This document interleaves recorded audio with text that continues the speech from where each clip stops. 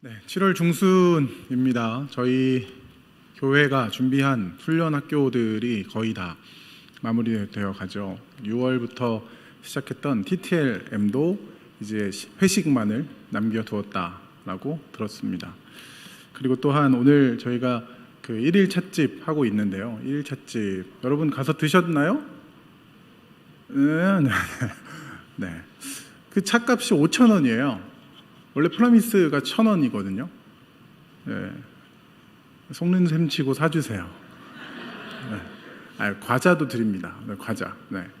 어쨌든 저희가 12주 동안 준비했던 그 YJDS 청년 예수훈련학교를 이제 지난주로 마무리하고 이제 선교를 앞두고 있습니다.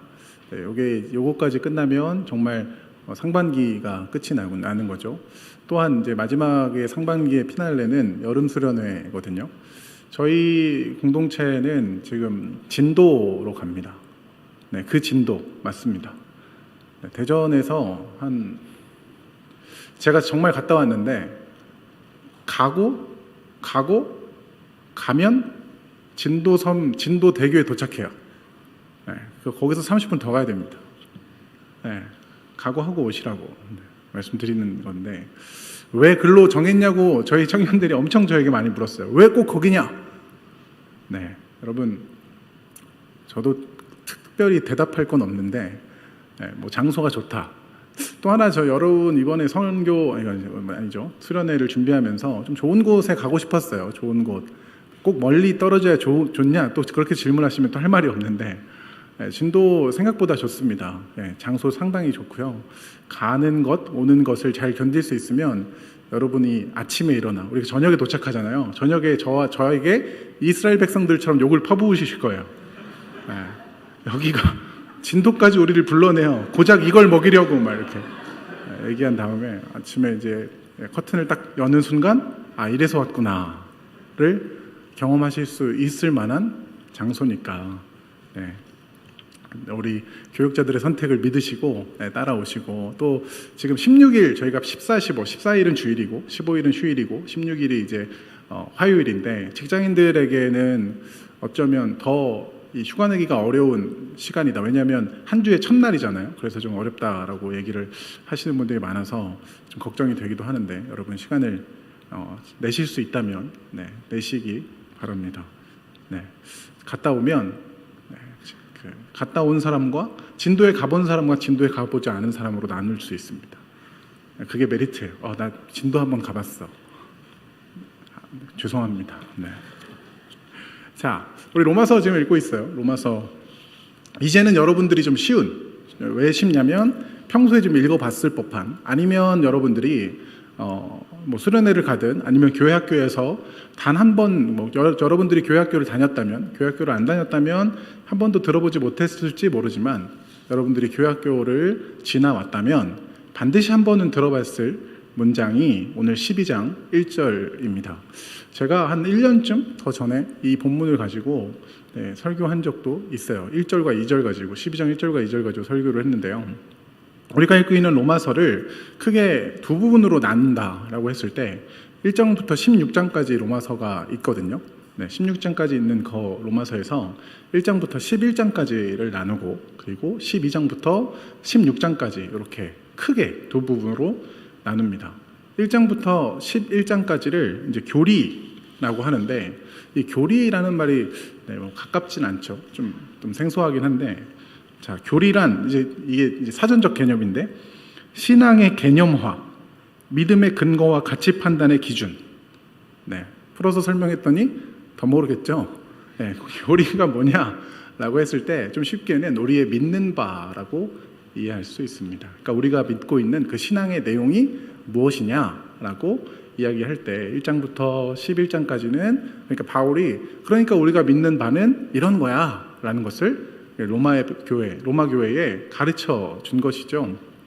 그리고 그 교리 안에 1장부터 한 장 한 장 쭉 왔는데 다시 살짝 리뷰를 해보자면 바울은 그런 거죠. 하나님의 의가 필요하다라는 것을 던진 다음에 왜 하나님의 의가 필요하냐 했을 때에 모든 인간이 의에 도달할 수 없기 때문이다 있느냐를 설명하고, 그럼 그 하나님의 의에 인간이 어떻게 도달할 수 있느냐라고 했을 때 도달할 수 없다. 왜냐하면 율법으로는 우리가 의인이 될 수 없기 때문이다. 그러면 어떻게 그 인간이 할 수 없는 것을 도달할 수 있느냐라고 했을 때 결국 하나님이신 예수님께서 이 땅에 오셔서, 그러니까 예수님이 신이시며 인간이시다라는 문장이 굉장히 중요한 신학적 개념인데, 사람이시며 동시에 하나님이신, 사람인데 동시에 하나님이어야 하는 이유는 뭐 누차 설명드렸지만 사람은 모두 죄인이잖아요. 근데 하나님은 죄 없으신 분을 하나님이라고 하거든요. 그러다 보니까 예수님에 대한 어떤 신학적 결론이 참 인간이시며 참 하나님으로 결론이 났어요. 죄가 없으셔야 되거든요. 그러니까 죄가 없으셔야 되는 것이 아니라 죄가 없으신 분으로 오시죠. 그렇게 오신 그 예수님께서 우리를 위해 죽으시고 자기 의를 우리에게 전가해 주심으로 우리 인간이 의롭다함을 얻었다라는 이야기를 해왔고, 그 의롭다함을 얻은 것의 결과가 무엇이냐라고 했을 때 하나님과 우리 사이가 다시 연결되었다라는 것, 그것을 이제 화목, 화평 뭐 이런 개념으로 설명을 했었고, 화평이가 웃었나요? 네, 화평이라는 개념으로 설명했었고, 그리고 더 나아가서 그럼 무엇으로부터 자유하냐라고 했을 때 죄로부터 자유하고 율법으로부터 자유하고, 그래서 결국 정죄함이 없다. 하나님께서 구원하신 그 사람은 하나님의 사랑에서 끊을 수 있는 것은 아무것도 없다라고 8장까지 왔었고요. 이제 9장과 10장과 11장에서는 이스라엘의 문제에 대해서 다룹니다. 유대인들이 구원에서 지금 떠나 있는 이유가 무엇이냐, 그런 이야기를 하면서 유대인들의 구원도 오직 하나님의 전적인 은혜로, 오직 하나님의 선택에 의해서 그들에게 구원이 주어졌다라는 이야기를 하고, 12장 보기 바로 앞에 보면 바울이 이제 찬양하고 마무리를 합니다. 11장 33절인데요. 깊도다 하나님의 지혜와 지식의 풍성하며 그의 판단은 헤아리지 못할 것이며 그의 길은 찾지 못할 것이로다. 이렇게 해가지고 하나님의 그 섭리 다 헤아릴 수 없고 다 이해할 수 없는데 하나님께 모든 지혜와 지식이 있다라고 이제 11장까지 로마서의 큰 두 부분 중에 1장부터 11장까지를 마무리한 다음에 일반적으로 이제 12장부터 15장 후반부까지 이제 실천적 내용, 그러니까 그런 것을 윤리라고 해요. 그러니까 1장부터 11장까지를 교리라고 한다면 11장부터 15장 36절인가요? 15장까지를 이제 윤리라고 하는데, 그럼 그런 삶을, 그러니까 그런 신앙을 가진 너희는 이렇게 살아야 한다라는 것을 이제 바울이 쭉 설명하고 있다라고 이제 12장부터 읽는 것이죠. 오늘 이 12장의 내용을 제가 뭐 앞에를 다 읽지 않았지만 크게 이제 세 부분으로 나눌 수 있거든요. 12장을 크게 세 부분으로 나누면 1절과 2절을 이제 서론격으로, 이제 1절과 2절이 이제 크게 큰 주제로 들어가고, 그 다음에 3절부터 8절까지를 그리스도의 몸인 교회의 연합과 일치를 이루라라는 권면으로 읽을 수 있고, 그리고 더 나아가 사랑이라는 실천 원리를 개인적 경건의 차원에서 또 타인과의 관계 속에서 그 적용과 범위의 방법을 제시하는 것이 9절부터 21절까지다. 제 이야기가 아니라서 어려운 겁니다. 그러니까 세 부분으로 나누면 그냥 따온 거예요. 3절부터 8절까지는 이제 교회론이 또 나와요. 교회가 어떤 공동체인가 나오고, 이제 9절부터 마지막 부분은 이제 우리 어떤 개인 윤리라고도 할 수 있고 타인과의 어떤 이해관계 뭐 이런 것들로 이야기할 수 있는 부분이 나옵니다. 자, 세 부분이니까 살펴봅시다. 먼저 12장 1절인데, 자, 이게 이제 제가 여러분에게 이제 한 번은 들었을 법한 본문이라는 게 이제 12장 1절이었어요. 처음에 이제 서두에 말씀드렸죠. 자, 외워봅시다. 시작. 그러므로 형제들아, 내가 하나님의 모든 자비하심으로 너희를 권하노니 너희 몸을 하나님이 기뻐하시는 거룩한 산제물로 드리라. 이는 너희가 드릴 영적 예배니라. 그죠? 뭐 기억나는 것 같죠? 많이 읽어보는 것 같죠? 자, 이제 그러므로라는 말로 시작합니다. 그래서 이제 12장을 나눌 때 11장까지를 총포함하여 자, 하나님께 사랑받은 너희는 이렇게 살아야 한다라고 권면하는 것으로 읽죠. 자, 그 굉장히 중요한 부분 중에 하나가 뭐냐면, 오늘 우리 김성호 형제, 근데 김성호 형제가 찬양할 때마다 어려워요. 근데 거기에다가 오늘 자기 이름을 넣어서 불렀잖아요. 성호의 모습 속에, 하여튼 뭐 저한테 이렇게 얘기하는, 어쨌든 자, 그런데 이 이야기였죠. 자, 어쨌든 이제 그러므로라는 말로 이 이 시작을 하는데 다 데려온다라고 이야기할 때 그러면 결국 핵심은 무엇이냐면 하나님의 은혜를 받은 너희여라고 시작할 수 있습니다.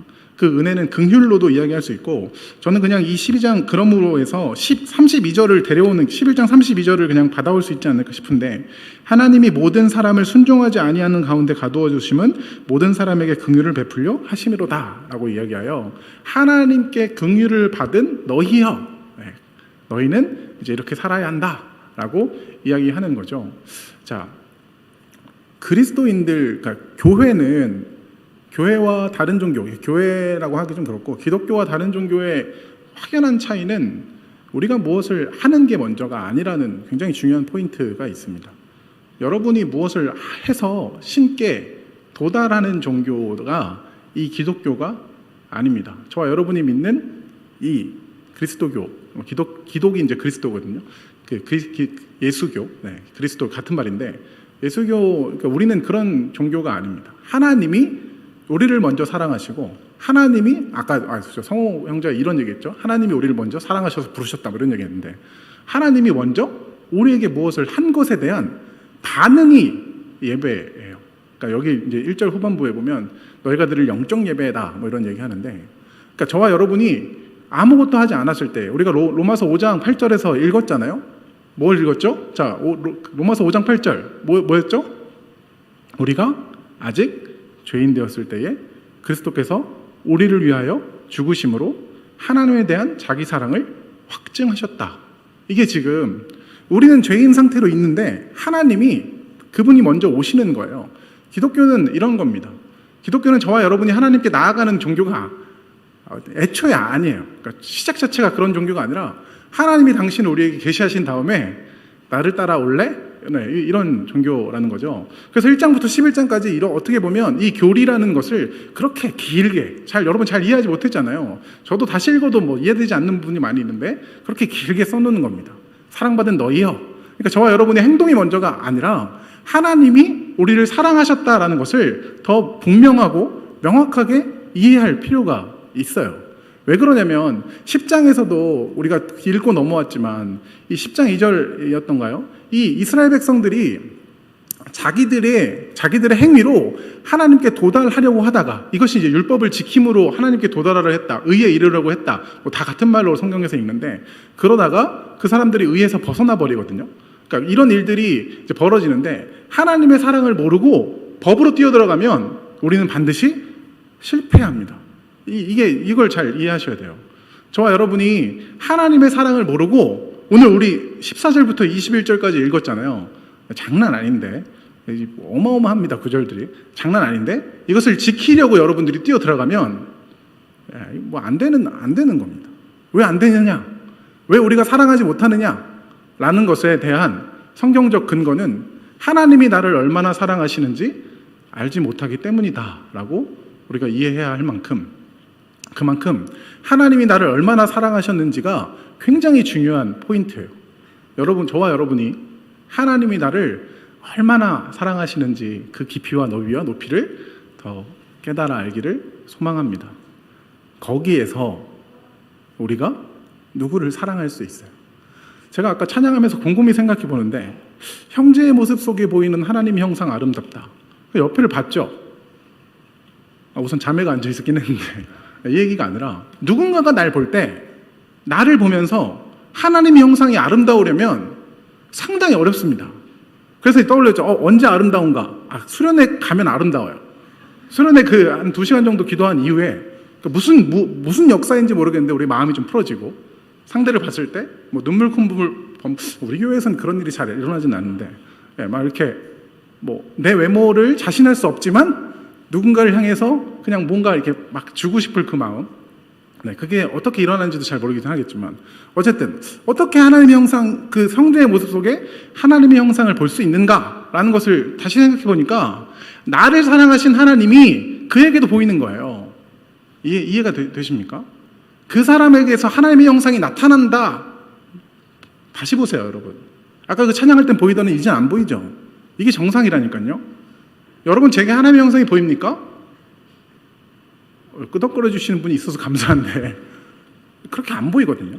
우리에게 하나님의 형상이 보인다는 건 저와 여러분이 나를 사랑하신 하나님을 안다. 거기서 출발을 해야 되는 거예요. 나를 사랑하신 하나님의 형상을 알고 나를 이만큼 사랑하신 분이 쟤를 어찌 사랑하지 않을 수 있겠어. 이 접근으로 그가 사랑을 받는 거지. 그냥 뭐 찬양도자가 부르니까 따라해보자. 아, 가사가 좋네, 선율이 좋네. 근데 다시 생각해보면 옆지체에게 하나님의 형상 안 보입니다. 왜 안 보여요? 내가 사랑받지 못했겠다고 느끼면 안 보이는 거예요. 이해가 되십니까? 그러니까 거기서부터 시작하는 거죠. 하나님이 나를 얼마나 사랑하셨는가.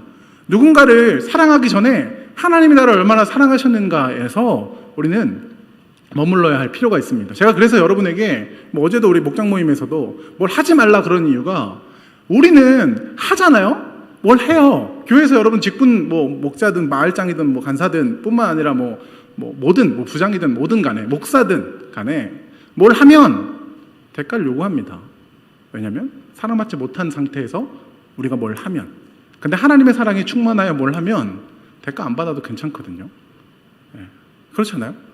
내가 받은 게 너무너무 큰 것을 깨달았는데 내 안에서 뭐 10,000원을 받았는데 100원 나가는 거 어려울 수 있지만 하나님의 사랑이 10,000원보다 적겠습니까? 더 큰 사랑을 받은 우리가 어찌 사랑하지 않을 수 있겠습니까? 이게 이제 복음이라는 프로세스가 이제 그런 거예요. 바울이 이렇게 누군가를 위해서 헌신할 수 있는 것, 아까 뭐 우리 영미자매가 사울 이야기도 했지만 사울이 바울 된 이유는 그 그리스도께서 자기가 죽였던, 예수를 믿는다고 죽였던 그 스데반이 믿는 그 그리스도께서 나를 위해 죽으셨다는 것이 깨달아진 이후에 그 자리를 가는 거거든요. 죽으러 다시 예루살렘으로 가는 거거든요, 이 바울이. 그러니까 그 사랑을 모르고 가면 안 됩니다. 교회에 있는 여러분, 저와 여러분이 그 사랑을 알기 원합니다.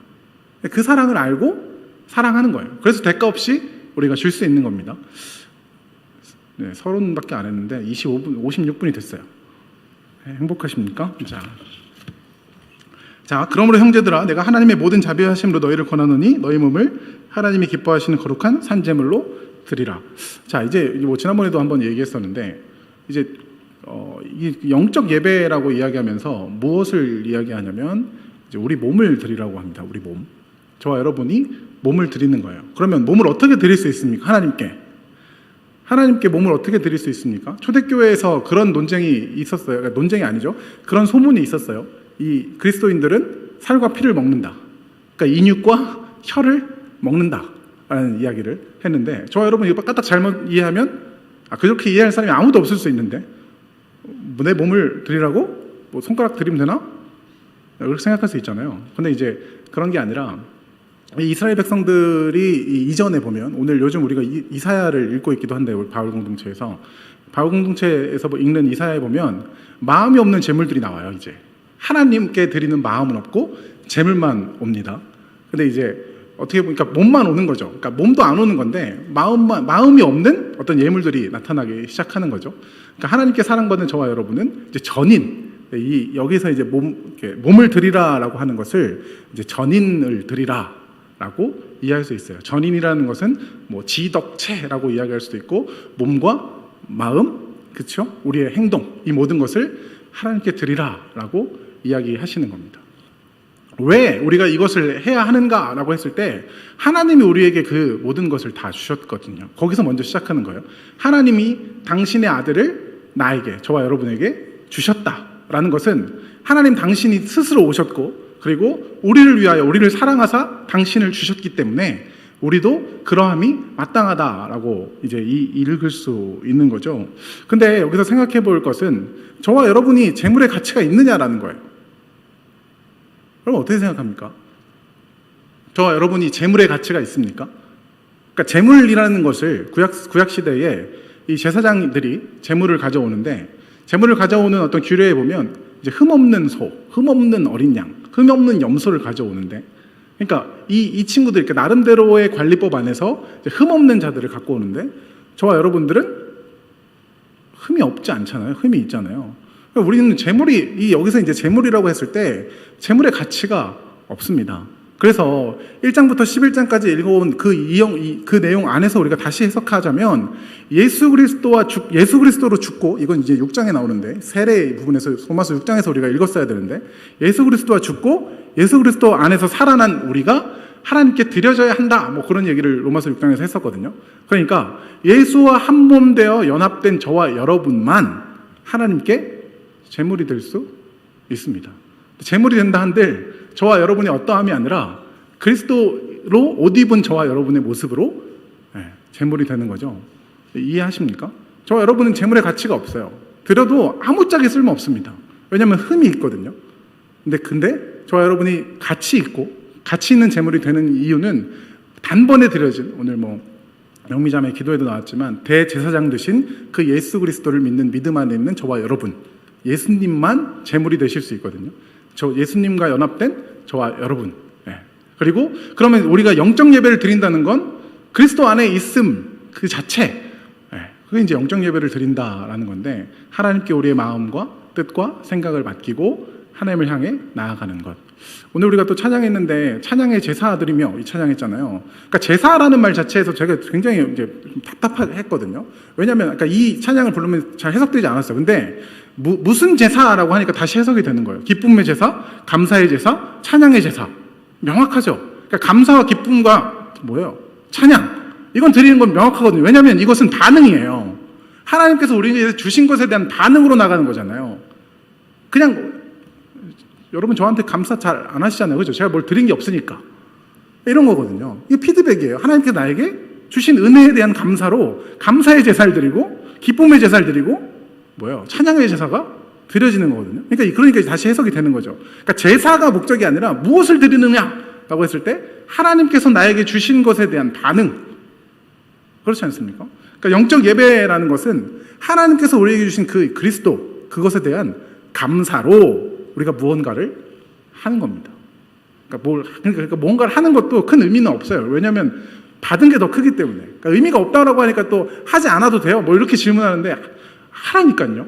하나님의 사랑을 알고 하십시오.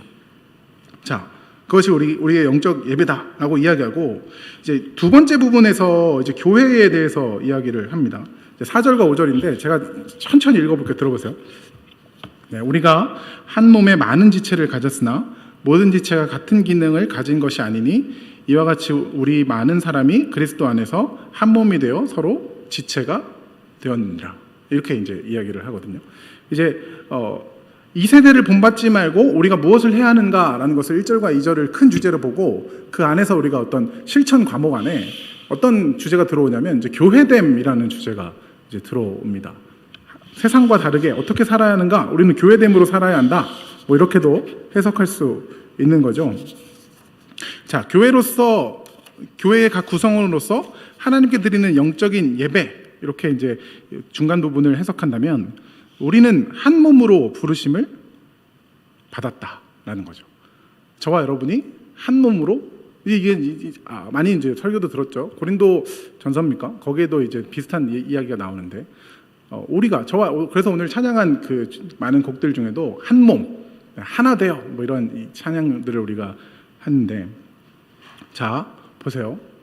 오늘 우리 함께 예배하는 모든 구성원들이 다 대덕한빛교회의 지체입니다. 자, 우리 옆에 있는 지체를 보고 이렇게 손을 뻗어서 당신까지가 우리 대덕한빛교회입니다. 시작. 당신까지. 네. 우리는 생각보다 많은 사람을 재단해요. 재단해서 이 사람은 교회, 이 사람은 교회 아닌 교회라고 생각하는데, 지금 우리 오브앱의 모든 공동체 한 사람 한 사람 모두가 대덕한빛교회의 일원입니다. 여러분까지 전부 다 포함해야 한 몸이에요.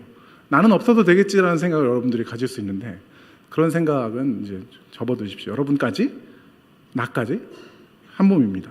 그런데 반대로도 우리가 생각해 봐야 할 게 있는데, 자, 자기 자신의 가슴에 손을 얹으세요.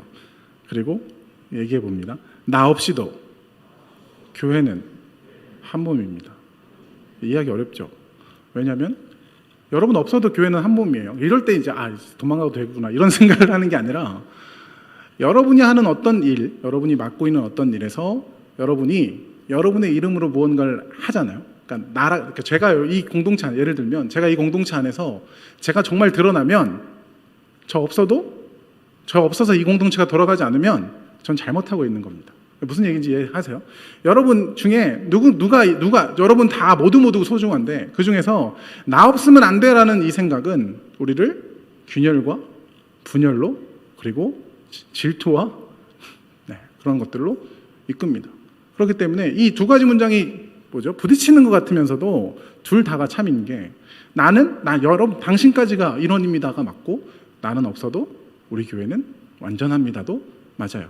저와 여러분이 무엇을 할 수 있다면 할 수 있는 기회가 열렸다면 하나님께서 우리를 쓰시는 거지 내가 대단해서 하나님이 나 없으면 안 되시는 분이 아니다. 굉장히 중요한 개념이거든요. 제가 없어도 우리 교회가 잘 돌아갈 것 같습니까? 안 돌아갈 것 같습니까? 이럴 때 안 돌아간다고 얘기해 주셔야죠. 근데 그렇지 않아요. 그럼 안 됩니다.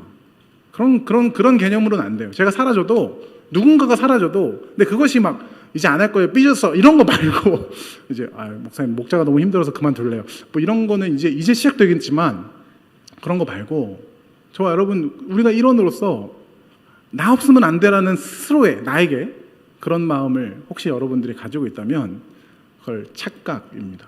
여러분 제가 없어도 하나님의 교회는 잘 돌아갑니다.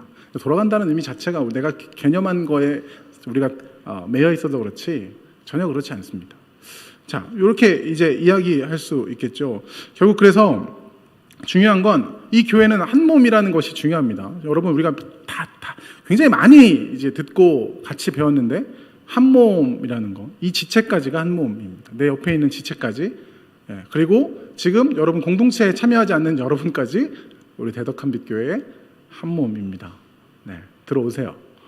당신까지 한 몸이라는 거 말씀하시고 있고, 그리고 이제 자 오늘 읽은 본문까지 가봅시다. 자 14절부터 우리가 오늘 읽었는데 보세요. 이거 다 만만치 않습니다. 너희를 박해하는 자를 축복하라. 축복하지 말고 아니죠. 축복하고 저주하지 말라. 자 여러분 이게 이제 하나님이 우리에게 말씀하시는 명령이에요. 이거 어떻게 할 수 있습니까? 라고 했을 때 진짜 하려면 우리가 그 찬양이죠. 내가 예수를 못 박았습니다. 뭐 여러분 모르실 수도 있는데, 그러니까 내가 그리스도를 박해한 사람이라는 것이 내가 예수님을 박해했던 사람이라는 것이 명확해지면 그 다음에 우리가 이런 것들을 이제 할 수 있다. 할 수 있다라는 것도 어려워요. 왜냐하면 잘 안 되거든요. 자 계속해서 봅시다. 축복하고 저주하지 말라. 우리의 마음은 나를 박해하는 자를 저주는 해도 되는 거잖아요. 일반적으로 뭐 나를 박해하면 나를 핍박하면 저주할 수 있다라고 읽을 수 있고, 자 15절 같은 경우도 즐거워하는 자와 함께 즐거워하고 우는 자와 함께 이제 울라라고 이야기하는데 이게 공동체 안에서도 잘 안 됩니다. 즐거워하는 자와 함께 즐거워한다라고 했을 때 한 몸이면 뭐 되는 것 같아요. 한 몸, 진짜 딱 한 몸이면 같은 몸에 있잖아요. 이쪽 손이 이제 뭐 이쪽 손이 다쳤을 때 함께 아파하는 그런 느낌은 분명하잖아요. 그렇죠? 이쪽 다리를 다치면 반대쪽 다리가 힘을 더 가져가가지고 우리 몸을 지탱하는 것은 알고 있잖아요. 근데 이제 우리가 한 몸, 그러니까 한 공동체 안에서도 한 몸이 아니기 때문에 즐거워하는 자와 함께 즐거워하기가 상당히 어렵습니다.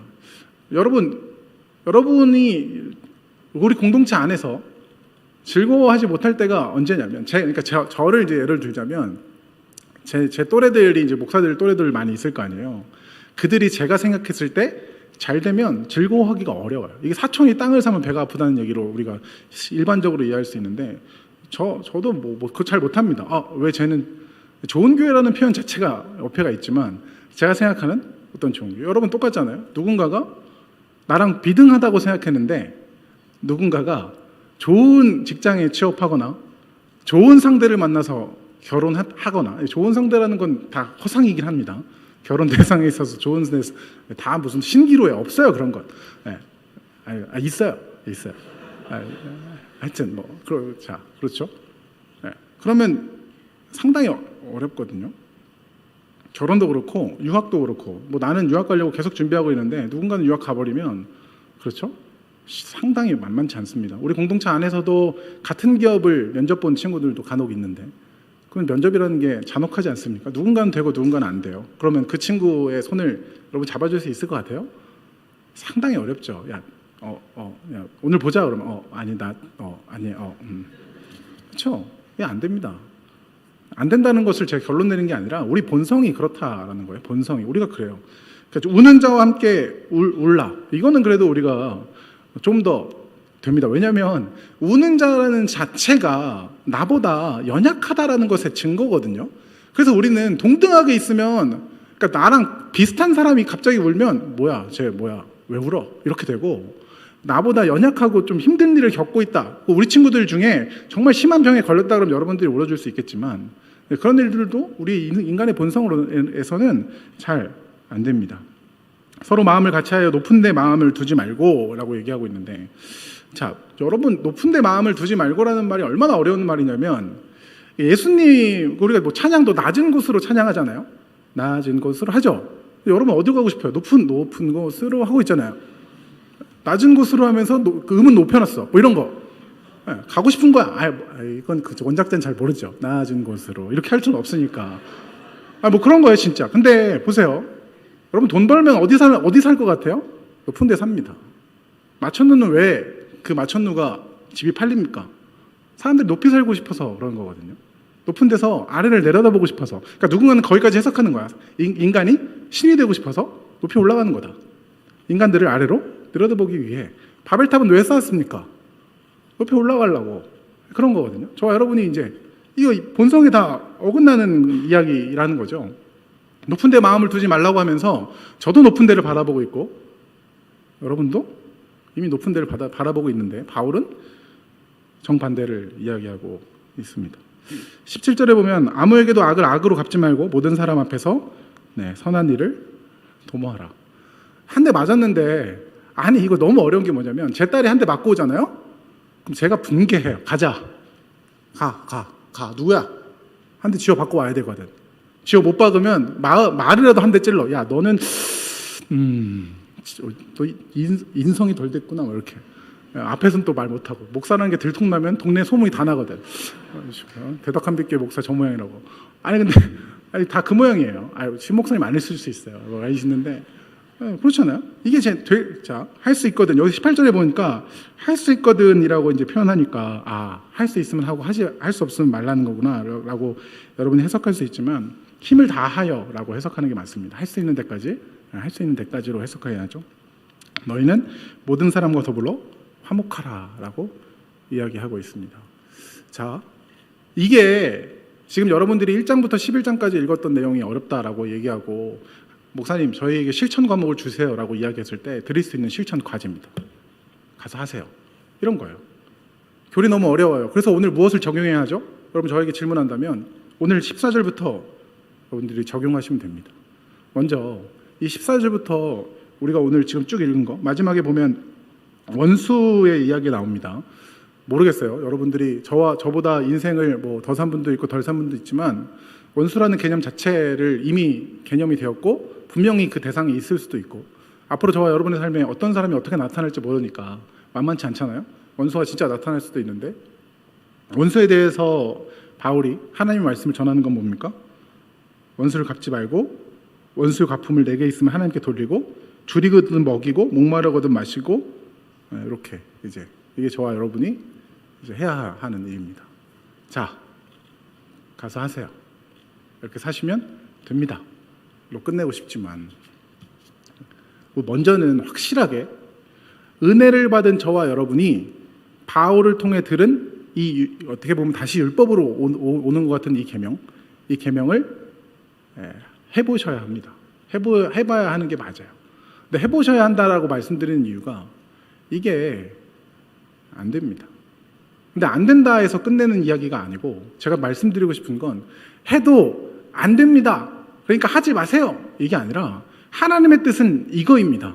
그럼 우리가 어떻게 이걸 할 수 있을까요? 해봤는데 안 되는데도 불구하고.